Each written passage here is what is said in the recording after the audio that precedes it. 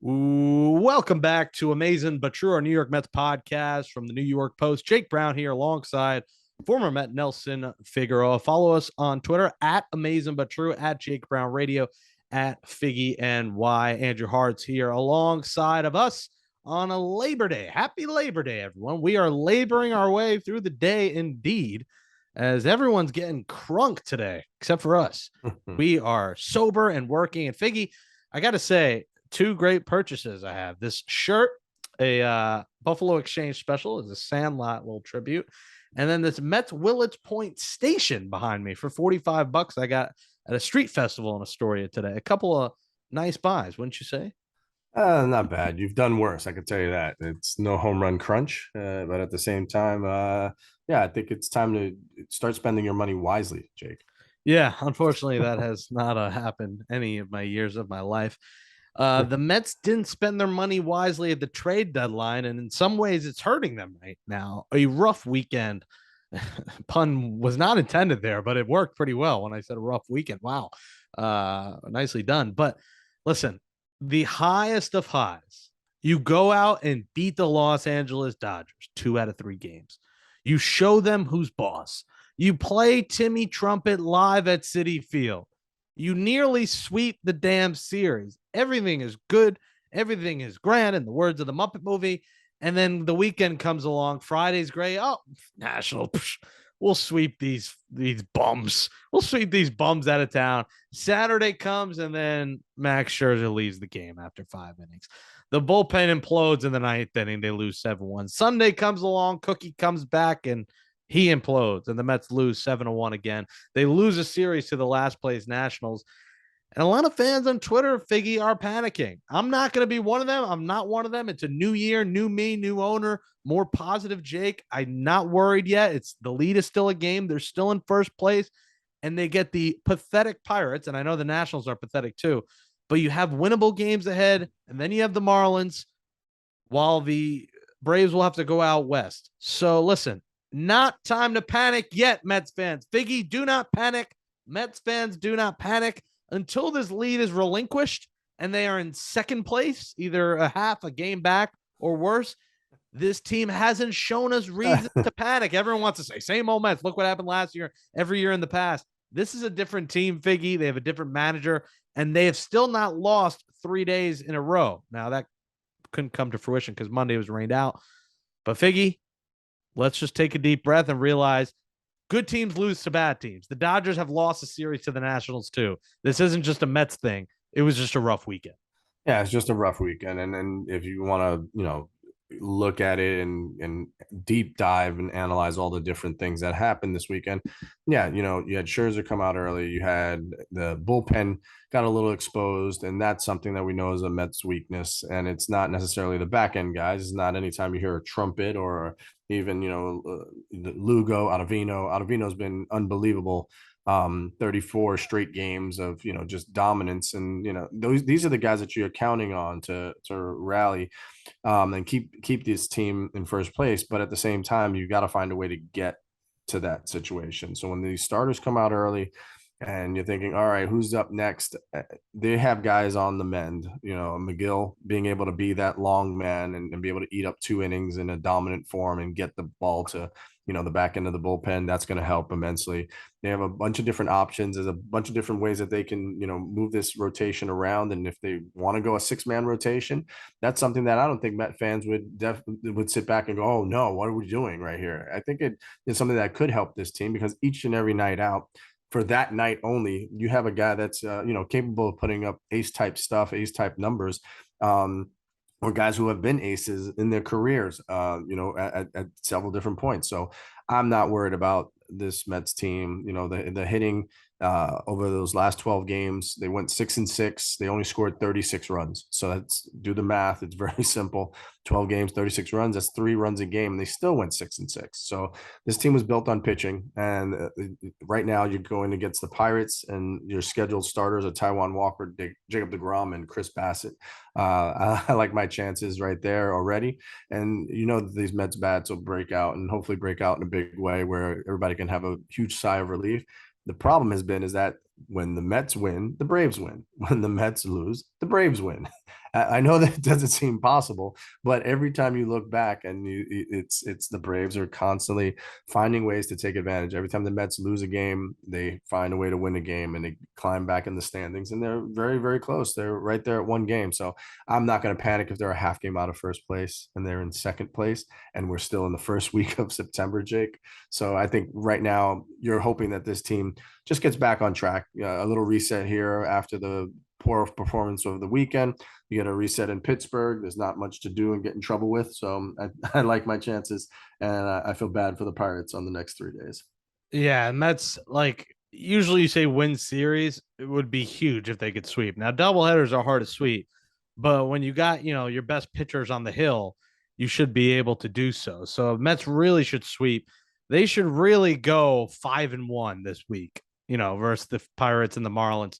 Ideally 6-0, but you got to try to go 5-1, Figgy. And listen, this team is 85-50. Like the Braves are just playing at an incredible pace at 84-51 right now. So for the fans are like, oh, this team's quit, this is happening. The Braves are just playing great. I mean, since June 1st, the Braves are 61-24 That's to the good. Mets 50-33. I mean, 61-24. There's not much you can do about that. And yes, we're putting emphasis, win the division. You've had the lead, you got to win the division. I'm not saying it's going to happen. I still think the Mets are going to win the division. But if the Braves win the division, you already are going to hear it from Mets fans of, oh my God, what a pathetic season. This team reeled us in and sucked us out. There's a very good chance the Mets win 105 games and still do not win the division. It's just one of those years. It Mm-hmm. reminds you of like the 80s, Figgy, like when the Mets like missed the playoffs in 85 before my time, but had a tremendous season. These kind of things happen. Unfortunately, there was no wild card then for them to make the playoffs. Now is a wild card, and not only is it a wild card, it's best 2 out of 3. So Mm-hmm. if the Mets were to lose game 1 of a wild card, they still get 2 more chances to win. So it's not all hope out the window if they don't win the division, but let's hope they just beat these teams they should, because after all they've reeled us in this year, would love to have that little bye. And what team needs it more than the Mets, right? Like they need that rest while those wild card teams duke it out. They need a couple of days off, Iggy. So I don't know. We'll see how the stretch plays out, but you just got to beat the teams you should. You're allowed to have one lull weekend like they did, but it can't repeat in Pittsburgh and it can't repeat in Miami. And it definitely can't repeat when Chicago and Pittsburgh come here next week for the final kind of long homestand of the season. Yeah, no, I think again you have a little reset. I'm sure Buck is going to give a customary, let's get back on track kind of meeting right before batting practice. They go out there, get ready for another ball game, and just play fundamental baseball. Make sure that you are doing things the right way, not looking for extraordinary events to happen. You're just wanting to continue to do what you guys did well, and gave you that lead throughout the first half. Do you And remember Buck at all when he was your manager doing that kind of thing, like giving it? I know he's not rah rah, but when you were on a losing streak in 2000, do you ever remember him putting on some kind of speech or flipping a table? oh no, you know what it is with Buck? Buck is very like hands-on personable, and he knows who he needs to pat on the back and who he needs to kick in the ass. He knows how to do that. And what he's really good at is maybe a little quip, like, hey, you guys gonna start hitting anytime soon? Or hey, little things like that where he keeps it light, but at the same time, there's some seriousness behind his voice. And that's one of the things that makes him such a good manager, is that it's never he never is one of those guys that sits back and goes, when I played, this is what I did. That never will come out of Buck's mouth. But at the same time, he'll give you a reference of, when I was managing this team, when I was managing this player, he went through a similar streak, and he has all that experience and all that knowledge that you can see since day one. A guy like Lindor has just gravitated right to Buck, right to his side on every single play that happens in the field. Boom. As soon as Lindor gets in, first thing he does is sit there and talk to him. And this is something reminiscent to me of how when Beltran used to come into the dugout all the time and, talk baseball with the manager instantly to just see what kind of vibe, the manager's on. What is he thinking? Is he thinking 2, 3 innings ahead? Just thinking about matchups. And in this day of analytics where it's all drawn up on a piece of paper and a little index card in their back pocket. Sometimes there's a gut feel involved in a lot of these things, and you want to make sure that the human element is in there, where Buck is looking around and he's trying to give guys an opportunity to win jobs and win roles. And so that's what you're seeing with a lot of this, is that while there's no panic city, at the same time, you want to be able to say, hey, we went to you the first 2 weeks of September. You didn't get the job done. Like hell, we're going to go to you in the last 2 weeks of September. But if you get the job done in the first 2 weeks of September and this team is still playoff contender and a World Series contender, I don't think the weekend isn't significant enough to be like, oh my God, this team is washed up. There's a reset coming. You got the starters that you want in place. You get the ball to Edwin Diaz a couple of times, and life will be good. That's what you'll see soon. Yeah, I'm not worried yet, but the offense is inconsistent, and I think Vientos should be here. I don't think this team should be worried about his trade value. I get he only plays third base, but this team needs kind of an injection in the lineup. There's not many options. They need an option, and he's the guy. I love Gore's speed. I love his story, but this guy's not going to play at all. He's not going to get any starts in the outfield in a playoff push unless somebody gets hurt. That's the only reason Gore's playing, or he's a pinch runner. So I don't like them not calling up Vientos. They got good news on Alvarez that he won't be out for the season, won't need surgery. So he's still an option down the road as they continue to not get enough production out of catcher. But for a team that's struggling, I know Escobar had a few big hits and a homer over the weekend, and he's just got to do something. I mean, Escobar, you love him, great character guy, but he's got to live up. Not that they paid him a ton, but he's got to live up to the contract that they gave him. And he has been terrible at the plate this year. And down a playoff push, you need your veterans Figgy to step up. And Escobar is really an X factor on this team. If he could be the power hitter that he was and the former all-star that he was coming here, he could make up for a bad season with a pretty big month when the Mets need it most, with Brett Beatty out until what looks like sometime in October. Yeah, and that's a great thing to have, right? We talked about when the trade deadline was here, and you go, oh, you got DeGrom coming back, but you need a reliever. Well, having DeGrom back because he's able to get you into the seventh inning is like having a middle reliever brought in there, and then Scherzer backing, going after him or before him. You're going to have 2 games in a row where these guys are going to go 7, so you didn't need another reliever. I think the Escobar thing, it could be a blessing in disguise, where what. Is it the pressure of New York? We've heard that a million times over. Is it, all the other elements because he's not getting on track? We saw it with Lindor last year, but at the same time, Escobar jumped into a role this weekend because he was needed. He hits a home run from the left side, hits a home run from the right side. Yeah, he's the kind of guy that, yeah, he can get hot and can get streaky. And if he does, it changes everything for him and for the Mets season, because that's what they were hoping to get out of him from the very beginning. And I'm excited to see Megill back. But really, as we talk about infield, Figgy, Luis Guillorme, I want to talk about X factors. I didn't think this team would miss him as much as they do right now. I mean, not just a better, an improved bat, but his defense, everything he brings to the table. My God, he starts his rehab Tuesday. You hope the latest you get him back is by Monday against the Cubs next week when the Mets return home. But Luis Guillorme's return cannot be understated.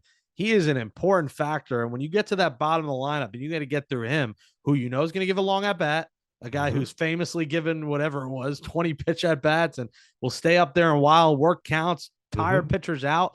That's a kind of hitter that they need at the bottom of the order when you're throwing the guys that they have been out there and the likes of, Nito McCann. He is huge coming back to the team and allows you to play Escobar more part-time. And then if you need him, bring him up off the bench to pinch hit for McCann. It strengthens their bench. It strengthens their lineup when Luis Guillorme's back. And I knew that was going to fall at some point today. And there it goes. Luckily, it didn't hit me in the head because I already puked and rallied earlier today, eating a sandwich, not even from drinking or anything. I puked out my turkey wrap, turkey Swiss, and you do know that's a cry for help, right? It was weird. I ate it, and within 15 minutes, I was getting nauseous, and then I puked. Does that mean I have diabetes? Like, what the hell happened? Anyways, you're allergic to Swiss. You didn't even know it. Lactose intolerant. There it is. The sign. Anyways, it's now worth $43 because it hit the ground. Damn, I hope it didn't ruin it. This guy's. Well, I'll just hold it like this. We're at Mets Willets Point Station. Amazing but true. Jake Brown, Nelson Figueroa, talking about the Mets on the mend with, as I said, Megill being one of them, and 6 strikeouts, 2 innings. I mean, this guy could end up being the 7th inning guy that the Mets have hoped and needed. Lugo, Megill, Ottavino, trumpets. That's a whole different bullpen than Trevor May / Medina / Owns DePonce, whoever the guy was, Joely Rodriguez. Who was the guy the other night? Owns DePonce. I'm gonna pull up his name. I never heard. Brent Montes de Oca. That was the guy who came in the ninth. We hardly even knew you. Figgy, this bullpen is rejuvenated. If you throw a dominant Megill for 3 outs come October. Yeah, no, that's one of we saw it. Remember when Syndergaard, when they had that chance in 2015 to use him in the bullpen, it was just a 100-mile-an-hour fastball and nasty stuff. No, never was Megill ever thought to be that kind of pitcher, but he has gotten so much better and so much more understanding working with these other horses in front of him that you didn't miss Jacob deGrom in the first half. We really have forgotten about Tylor Megill and how well he was pitching. And now he's pitching, only having to face the lineup maybe once in a relief role. And then I think it just makes him even better. It makes the Mets bullpen even stronger. Amazing but true. Jake Brown, Nelson Figueroa. Mike Puma's coming up. But I think, Figgy, we haven't done a trip to the Academy, a legit Academy trip in a while. So I think we should do that coming up next. But we'll tell you the Mets face the Pirates for 3, the Marlins for 3 before returning home. They got the Cubs and the Pirates coming here for Brewers, A's, Marlins, Braves, Nationals. The Braves in Oakland, and this is what scares you. This is why you got to be Pittsburgh. 2 against the A's, not 3, thank God, because the A's are an abomination. But then 3 in the Mariners. This could be a big weekend for the Mets if they just take care of business and get help from a Mariners team that looks like they're going to the playoffs. This could be a monster week for the Mets to get a couple of games back that they've lost. Then they get the Giants and Phillies. Giants who just swept the Phillies. And this is the problem. Like, you look at the Braves schedule, you're like, look, they got to play the Phillies a bunch of these other teams. The Phillies could be trash or could be great. You just never know what the Phillies are going to do. I could see the Braves winning all those games against the Phillies. Like, just because that's a team over 500, it doesn't mean that the Braves are going to lose to them. They're not really losing to anyone. They're a scary, scary bunch right now. Well, Mike Puma will join us a few, but coming up next on Amazin But True, we'll take a trip to the Nelson Figueroa Spanish Academy. Bienvenidos, mi gente, a la Academia de Español con Nelson Figueroa y el estudiante de año, Jacobo Café, Jake Brown. So, Jake Brown, we're going to start out on this Labor Day edition of the Nelson Figueroa Spanish Academy. Of course, with Labor Day. That's the very first one. No, actually, you know what? We're not even going to do Labor Day. That's not what I wanted to do. I wanted to do... Well, Labor Day is an easy one. That was an easy one. Yeah. So give me an easy one to start and work your way up to hard. All right. So easy one to start. Panic City. You ready for that one? Ciudad de Pánico. Ciudad de Pánico. See, too easy. There's no R's in it. There's no confusion. It's very simple. Ciudad de Pánico. Ciudad de Pánico. Easy enough. Now the second one. We heard about you having a upset tummy and having to get rid of your what was that? Nothing gets rid of an upset tummy from a turkey Swiss spinach wrap than a street festival lobster roll with and butter. So You're Connecticut too. Like, here's the thing: the warm lobster roll, Hearts is shaking his head. Hearts is probably a loser. You're a cold guy, Hearts, huh? The warm is so much better with the butter. We have lobster roll. I'm waiting for Hearts analysis. Hearts, are you cold? I'm a cold guy. I prefer a nice cold chill. Tell me why. Just because it's more refreshing. When you have a warm lobster roll, then you have to worry about the bread being, warm, or it could get a little mushy. Just keep it simple with the cold. The City Field cold one is great. Keep it simple. The warm just tastes, it has a better taste. And then the cold has other ingredients in it. Just give me the lobster and the butter, all the unhealthy stuff. I cured it with the lobster roll and then fried Oreos. Like, oh my God. This is what happens. My dietitian didn't call at the time she was supposed to at 2:30. And they called me all other times. We played phone tag. They haven't left a voicemail. So I get calls and it's just this healthcare. Leave me a message. Tell me what you're trying to say. That's a sign. Healthcare is enough. I guess That's what you should- I gotta keep pushing it off. But she should have known I was at 9 Mets games in 10 days. I went to every game except Sunday, which like I made the right choice because what a dump show that was. Well, that's probably one of the reasons why you vomited your lobster roll. So Yeah. back to the academy. Lobster roll, rollo de langosta. Oh my God. Luis Rojas. Well, say it again. Rollo de langosta. One more time. Rollo de langosta. Royal. Wow. God, that sounded like it hurt. Royal de la Costa. What is a rollo? Bronson Arroyo? Rollo de lagota. Roya Domogota. Rollo de langosta. This is a hard one. I was talking about this with someone yesterday about rolling R's. They were struggling too. Royo. Royo. ROYO? No. ROLLO. Double L's is a Y. Royal de, what was the last word? Langosta. Royal de Langosta. Rollo de langosta. Royal de Langosta.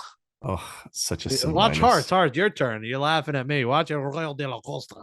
Royal de Langosta. Bam. Just I like don't that. think he. I think I'm just trying too hard. Maybe I'm just a try hard. And last but not least, Royal de Langosta. That's too much. Our last but not least, our word is recuperating players. Recuperating players, players that are on the mend. So that comes at you with recuperando jugadores. By the way, this reminds me, ban the local 7. Just make it express. The local 7 is the most miserable ride of. I don't understand how that reminded you of that. Well, because this is the train stop sign. It's the 7, and it stops every 5 blocks. It's like just make the person walk. Okay, the next time healthcare calls, pick up and tell them you need to double the dosage. They didn't give me any doses. They just said, "Eat better, you fat ass." Recuperando jugadores. Recuperando de jugadores. Why is it as if you're holding? It's as if you're holding phlegm in the back of your throat. Like you're about to spit out the window. That's how you're trying to say it. Recuperando jugadores. See, I can't do that cool thing you do in the beginning. It's this is why everyone loves Bad Bunny, because he could do this. I can't do it. Recuperando de jugadas. No, recuperando jugadores. Recuperando jugadores. That's not bad. Recuperando jugadores. Who's from Honduras? Honduras. Recuperando jugadores. I'm listening to you, and I swear I'm waiting for you to roll down the window and to hock a loogie out the side. Recuperando jugadores. Recuperando jugadores. Ah, yes. Jacobo Cafe, the worst student I've ever had. Give Hearts to Andrew a try. Hearts, what do you got? Recuperando. I'm sorry. Yeah, well now it's getting in my head. Student. Say it again for me, por favor. Repite, por favor. Recuperando jugadores. Recuperando. Recuperando jugadores. jugadores. Bam. Boom. Recuperando jugadores. Not even close. Ray Ordóñez, Honduras. Mike Bordick, Honduras. On that note, Mike Puma. I'm trying to think of Spanish. What's Mike in Spanish? Miguel Puma. Miguel de Puma will join Amazin But True. How do you say Amazin But True? We never done that. Have we not? I don't even know if we've ever done that. How do you say true? Verdad. Amazing. Depends which dialect. Let's see what they want to use for that. I don't think I could form a full sentence anyway. That'd be hard. Miguel Puma. Playing shortstop for the Mets. Miguel Puma. Okay, so what they want to use as is asombrosa pero cierta. What? Asombrosa pero actually it's masculine in this situation. So asombroso pero cierto. Asombroso pero cierto. Not bad, but it sounded like it hurt. Coming up on Asombroso per cento. is Miguel Puma. Prosciutto. I give up.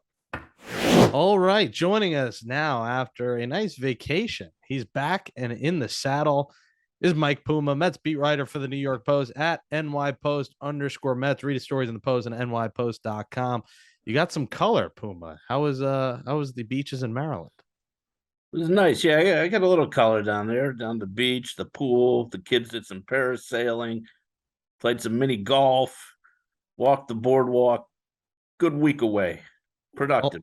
Well, while you were away, a lot of Mets fans are walking the boardwalk off the bridge and into the Hudson River as fans have entered panic city as the lead is down to 1 game in the division. Not me, but there are a lot of people on Mets Twitter, which luckily you missed over your trip, who are panicking right now. Puma with a 1-game lead entering the start of a 3-game set that is Tuesday, thanks to a rain out when there was no rain on Monday, much to your dismay. Is it time for fans to panic or not yet? It depends if you're a glass half full or half empty person. Listen, you've got a 1-game lead in the division on the Braves. You have an easier schedule than the Braves, who are out west right now. They're going to play Oakland, Seattle, and San Francisco out there. That could be a little bit of a slog, and they still have 2 series left against the Phillies. So, listen, I know you don't want to hear about the schedule at this point after losing 2 out of 3 to the Nationals, but over the long haul here, I really think the Mets have a lot of teams that aren't playing for anything right now on their schedule. And I think over, we're talking about a month here. I think that's going to play out in their favor.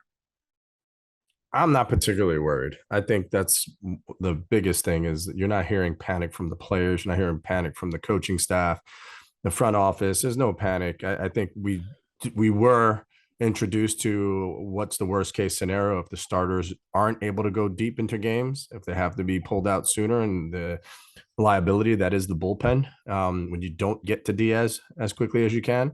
So I think that's, of course, the glaring thing that fans will harp on, and we will harp on as well, because you felt like they should have at least got one arm they could rely upon, if not 2. When you see a guy like Josh Hader go over to San Diego, you're thinking, that's a guy that you could have gotten, gave a package for and gotten, and definitely enhanced this bullpen. So, but I don't think it's panic city. Panic city usually happened because you were nowhere close to being in first place, or you were in first place for no good reason. That was, last year, where that team was not built to win the way that this team is. And they did what they had to do against the Dodgers. Everybody was on a high, and very quickly, very much on a low. So it's a lull, I would say, over the weekend. And let's see how they bounce back against lowly Pittsburgh. Yeah, I mean, the other thing is we're talking about a team. It's not like they've lost 7 out of 9 or something like that. I mean, they're playing relatively well. The Braves are playing better right now. There's nothing they can do about that. But yeah, I don't think that there's any cause for panic.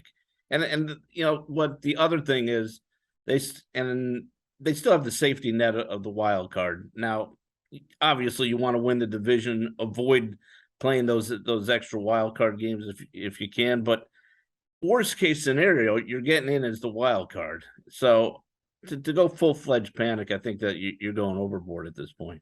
Yeah, and the wild card, you would have best 2 out of 3, and you have DeGrom and Scherzer out there. And speaking of Scherzer, worried about this leaving early left side? I know it's precautionary, but does it worry you down the stretch here that it could be something more serious? I think you have to have some measure of concern that maybe it's going to pop up. And I guess the thing you really worry about now is how it's going to affect his starts going forward. Is he going to be a 5 and fly guy because they want to preserve him? And listen, you have to make sure this guy is healthy for October. So if that's what it takes, you do it. But at the same time, if he can only give you 5, 5 1/3, whatever, you're going to be wearing out that bullpen a little bit. Yeah, and he's definitely suffering from what DeGrom has suffered from for a long time with the Mets. Pitching outstanding, 11 punch outs, come out of the game, giving up only 1 run and only to lose the game, or end up with a no decision. So it's not a run support thing. This guy, when he's on the mound, just a dominant force, and I'm in that mode of he's going to want to be out there and continue to hone his craft and to continue see how much he can push himself. But at the same time, you got him and you paid all that money to have him ready for a playoff push and an October run. So there's a very fine line that I think the Bucks going to have to balance going on down the stretch.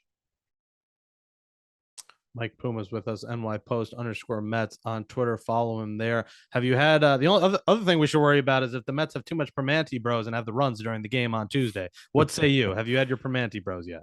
That's not my cup of tea. I don't go over there. I'm not big. At the ballpark, I'll indulge myself. I like Manny's Barbecue. Manny Sanguine's got a place over at PNC Park, and I like the pierogi, the pulled pork pierogi sandwich that they have over. But Permanente Brothers, I think I've had it a couple of times. I think it's a little overrated. What else do you do there? I mean, that's all I know. Outside of the stadium, what do you eat? What do you do in Pittsburgh? There's not a lot to do. I mean, I've been, I had to write today anyway. I still had to come up with 2 stories. So I'm just finishing writing at this point as we're talking. So I'll go to dinner, find something to eat, come back, watch some college football, and that's about it. And I wish it were a better game than Clemson Georgia Tech. If we could have, something that rivaled last night, now that would be something. But I have a feeling, you look at Clemson, they're gonna destroy Georgia Tech. So Labor Day, Puma, you're not out drinking with the boys. It's not like you and Tim Healy pounding back brews without having to worry to wake up early Tuesday. That's not your style. Because I know Heyman, Sherman, they go back to the room. They're professional. They go back to business. You don't go out partying. I'm a one margarita guy at the bar for a nightcap. That's about it. That's about as far as I go. You know what the best is? Jake with the backhanded compliment, because he brings up the other 2 names and he goes, "They're professionals. What do you do?" What's your problem? I know you're a professional, but I didn't know that's not what you said, though. So at least you have the margarita. John might just have the Diet Coke. You'll at least have the margarita on him. No, listen, those guys, they know when to say when. It's all in moderation. And as you just finished saying, Pittsburgh is not a lot to do, but I tell you what, I've always enjoyed Pittsburgh because of the way that the fan base, everything is black and yellow. Everything is right down in the same area. You go over the bridge and all the stadiums and ballparks are right there. So it's a cool environment for a sports fan. And there are some stuff to do and places to see there, but it's definitely not like, oh my God, it's like New York or LA. Right. So there's a few things. There's the Warhol Museum is over here. And, you talk about the bridges. Actually, the one big disappointment, the Clemente Bridge is closed for renovation. So you can't even walk over the Clemente Bridge to the ballpark, which is, something I know a lot of fans look forward to when they come here. And before Timmy Trumpet, of course, the saxophone player guy who would be on the bridge and he would rank on you as you're walking by. He'd see you and you could recognize, who the ball players are.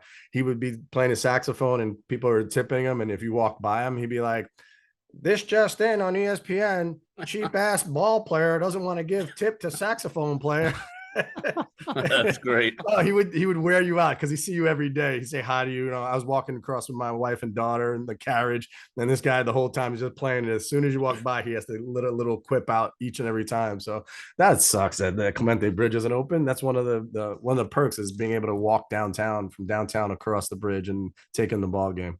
Yeah, that's all I see in the backdrop of the stadium is the bridge. It's like the famous bridge. Well, speaking of renovations, the Mets have a couple of players on rehabilitations in Tylor, Megill, and Luis Guillorme. Should we expect both of them back with the team? Megill, 2 innings, 6 strikeouts. He's been incredible in his 2 outings, looking like he could be a big bullpen piece. Should we expect them back in Miami this weekend? Miami might be a little soon.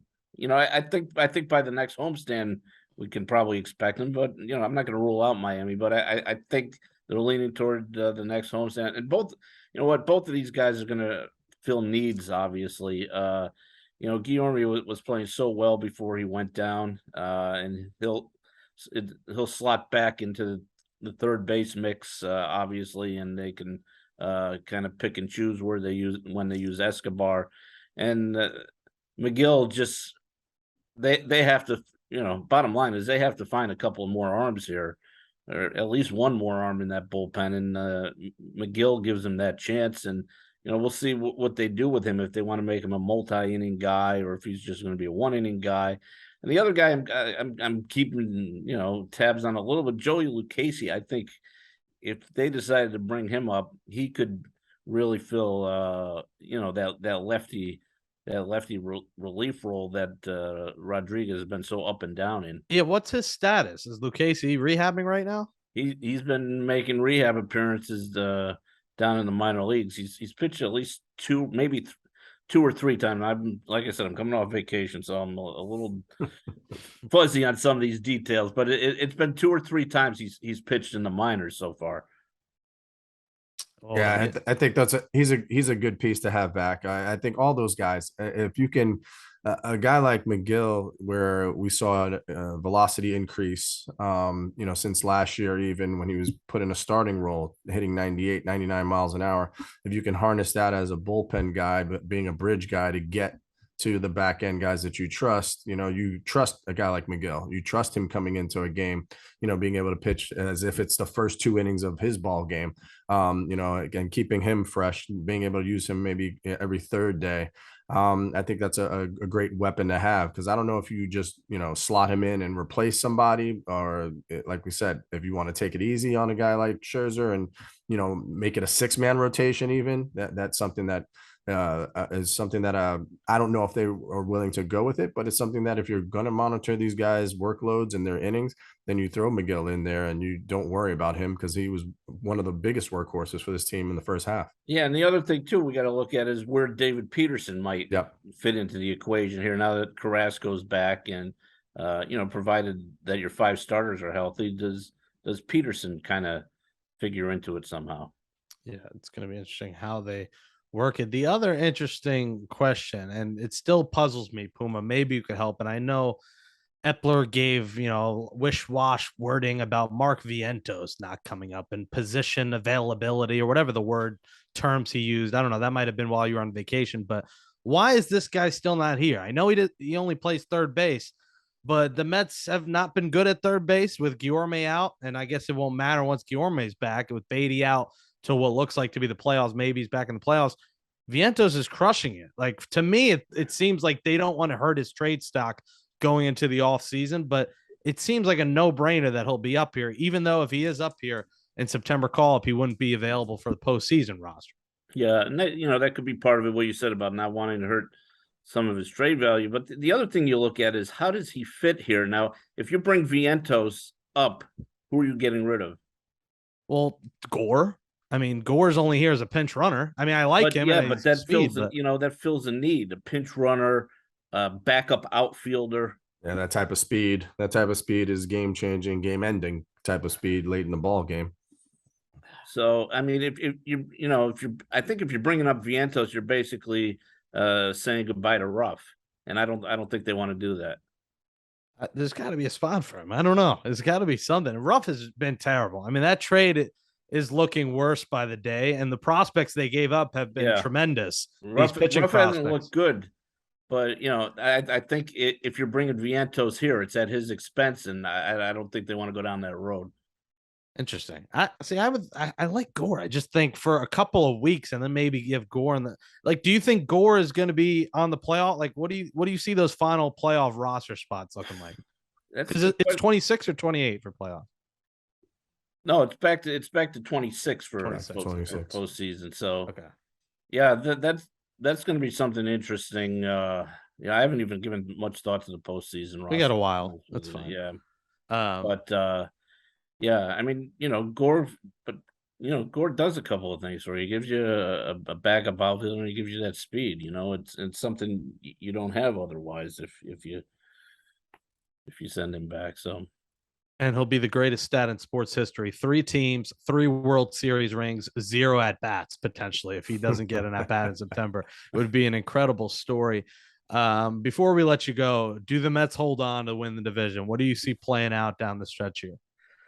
I think we're going to get to Atlanta for that final road series, and those games are going to mean something. And I see the Mets. I'll go out on a limb. I see the Mets wrapping it up that final game in Atlanta. Let's go. That was just a kiss of death for the Mets, by the way. There No. it is. But no, I think those Atlanta games are going to mean something. So I see it going right down to the wire. I'll be at the blackjack table at the Ocean Casino. Or the roulette, put it all on red. Mets win the division, and then I'm bankrupt. Mike Puma, follow him on Twitter at NYPost_Mets. Read him in the post, nypost.com. Enjoy the trip in Pittsburgh, and we'll talk to you soon. Thanks for coming on. All right, thanks. Thanks, Puma. All right. That says Bonsoir to episode 120 of Amazin But True, our New York Mets podcast from the New York Post. Gracias a ti, Jake, and to Andrew Hartz for producing the show. As always, catch up on all episodes of Amazin But True by subscribing on Apple Podcasts, Spotify, Stitcher, or wherever you get your podcasts. Give us a 5-star rating on Apple and Spotify. Write in a nice review, please, on Apple, and we appreciate your support as always. For Nelson Figueroa, Andrew Hartz, I'm Jake Brown. We'll be back next Monday. Only a couple of Mondays left of your season until as playoffs come. We'll do twice a week, Figgy. And football begins this week. Yes, tune into Gangs All Here and the Blue Rush podcast coming back in the saddle. You'll hear me at least on Gangs All Here. 7 wins, I say, the Jets. 7 wins, and I say the Giants also 7. I think both of them are going to be lucky number 7s, not lucky for the playoffs because they both will miss the playoffs. And shout out to Kelsey Whitmore getting her first hit, a big moment, a line drive base hit in the left. I know you felt like a proud papa when that happened. No, absolutely. It was a long time coming. She's busted her butt, worked hard to do it. And I was only 2 at-bats I have not filmed this whole year. I decided to switch it up. I left the dugout while she was up to bat. And sure enough, she got the hit. So from now on, whenever she's up, I'm moving down to the bullpen so I can watch. You are officially the bad luck charm. So keep you away from the dugout when she comes to the plate. Well, a couple of weeks up there and a month left in this magical Mets season. Go out and beat the Pirates. Go out and beat those bums. Beat the bums in Miami. And maybe go 6-0. How about that? Come back to Citi Field next week, 6-0, still in first place, and stop all, not all, but some of Mets Twitter from losing their hair and becoming bald like me, because there's no time yet to panic. For Nelson Figueroa, Andrew Hartz, I'm Jake Brown. We'll be back next Monday before that series when the Mets play the Cubs here at Citi Field. Figgy, happy Labor Day to everyone. Happy, everyone's saying hags, like summer's over. Had a great summer. Had a great. We still got 2 weeks left of summer, and this heat is still going strong. I was sweating today. I sweat every day, but sweating extra on Monday. So let's enjoy. We still got 2 weeks left. I know football changes things and people going back to school. I get it, but summer is still going on here. As I'll shut up now. Thank you. As always, let's go Mets. In unison. Hags. Had a great summer.